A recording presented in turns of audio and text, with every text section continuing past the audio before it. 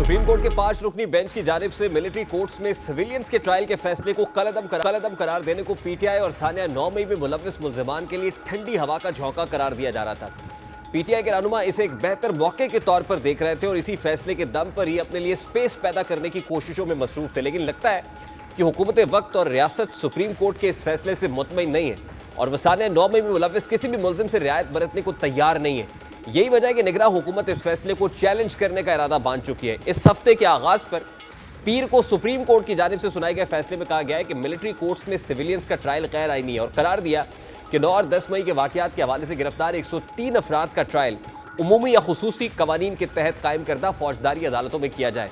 लेकिन इस फैसले के बाद यह अबहम अभी तक बरकरार था कि इन 103 अफराद की तहवील अब सिविलियन हुक्काम को दी जाएगी या नहीं, या फिर यह मामला उस वक्त तक लटका रहेगा जब तक आने वाले दिनों में अपील दायर नहीं हो जाती। अभी गिरफ्तार 103 अफराद को किसी भी सिविल अदालत में या जेल मुंतकिल नहीं किया गया और अब कल ही निजी न्यूज़ चैनल को इंटरव्यू देते हुए निगरां वज़ीर आज़म ने इस बात है कि फौजी अदालतों के खिलाफ फैसले पर अपील करेंगे क्योंकि कानून में तब्दीली का हक पार्लियामेंट के पास है। दूसरी जानिब माहिरीन और तज्जियाकार इस बात पर भी मुत्तफिक है कि इस केस को पीटीआई की वकला टीम और खासकर एहतजाज ऐसे ने गलत डील किया है क्योंकि मिलिट्री कोर्ट में केसेस बहुत पहले से चल रहे थे और अब इन मुल्जिमान के बारे में हतमी फैसला आने का वक्त करीब था। मिलिट्री कोर्ट्स में चलने वाले स्पीडी ट्रायल में एक बात वाज़ेह थी कि जो कसूरवार हुए सिर्फ उनको ही 6 माह से लेकर 3 बरस तक की सज़ा होना थी। बेकसूर करार दिए जाने वाले अफराद की रिहाई फौरी मुमकिन होना थी। इसके अलावा जो कसूरवार पाए जाते उनको मामूली सज़ाओं से लेकर 3 बरस तक की सज़ा सुनाई जानी थी जिसे बाद में सिविल अदालतों में चैलेंज भी किया जा सकता और मुमकिन था कि उन्हें रिलीफ भी मिल जाता। रिलीफ ना भी मिलता तो मुल्जिम करार दिए जाने वालों में अक्सरियत 9 मई के बाद से कैदोबंद की सोबतें बर्दाश्त कर रही थी। ये तमाम अरसा भी सज़ा के तौर पर गिना जाना था जिससे उनको मिलने वाली सज़ा का बेशतर हिस्सा मुकम्मल हो गया था। लेकिन अब सुप्रीम कोर्ट के फैसले के बाद ये तमाम प्रोसेस तकरीबन ख़त्म हो चुका है और मिलिट्री कोर्ट्स में जहां स्पीडी ट्रायल मुमकिन था वहां सिविल अदालतों में केस साल साल चलेंगे। तारीखों पर तारीखें डाली जाएंगी जो मुलव्विस मुल्जिमान और उनके अहले खाना के लिए मजीद अजियत का सबब बनेगा। खासकर उन अफराद जिनके जुर्म मामूली नौयत के हैं अब वो साल साल अपने दामन पर लगे उन धब्बों को मिटाने की हसरत में रहेंगे। यही वजह है कि इन मुल्जिमान में से कुछ अफराद ने सुप्रीम कोर्ट में मिलिट्री कोर्ट्स पर इत्मीनान के हवाले से अलग दरख्वास्त दायर की थी। अब दरख्वास्तों में मुल्जिमान ने सुप्रीम कोर्ट से इस्तदा की कि उन्हें मुकदमे में जो ज़रूरी फरीक के तौर पर शामिल किया जाए और दरख्वास्त गुजारों का यह भी कहना था कि तफ्तीश के दौरान फौजी हुकाम ने उन्हें कभी तशद्दुद का निशाना नहीं बनाया। उन्होंने इस्तदा की थी कि अदालत उज़्मा की जानिब से फौजी हुकाम से कहा जाए कि वो पाकिस्तान आर्मी एक्ट 1952 के तहत रूल्स और उसके तहत बनाए गए कवानीन के तहत मुकदमा चलाएं ताकि उन्हें जल्द इंसाफ फराम किया जा सके। लेकिन सुप्रीम कोर्ट ने ये दरख्वास्तें भी रद्द कर दी थी जबकि इन दरख्वास्तों के साथ ये भी बताया गया था कि फौजी अदालतों में होने वाला ट्रायल सुप्रीम कोर्ट में जारी मुकदमे के फैसले से मशरूत होगा।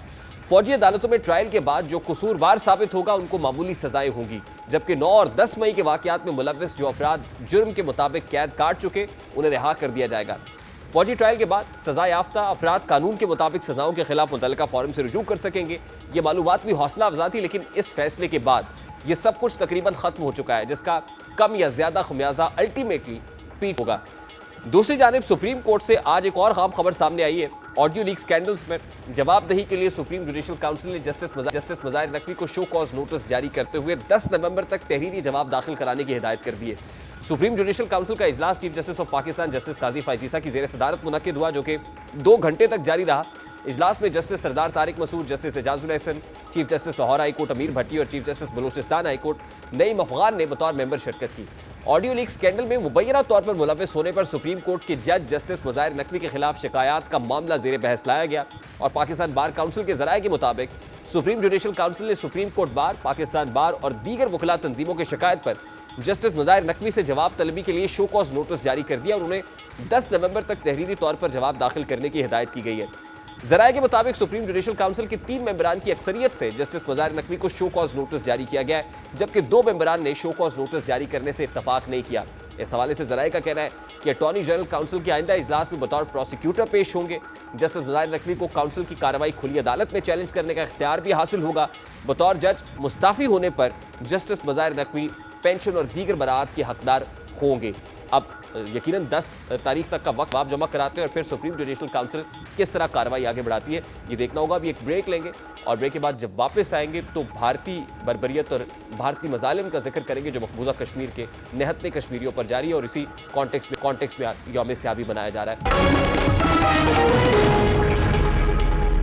मकबूजा कश्मीर पर हिंदुस्तान के गासिबाना कब्जे को 76 साल मुकम्मल हो चुके हैं और हर साल कश्मीरी 27 अक्टूबर को भारतीय कब्जे के खिलाफ यौम सियाह मनाते हैं।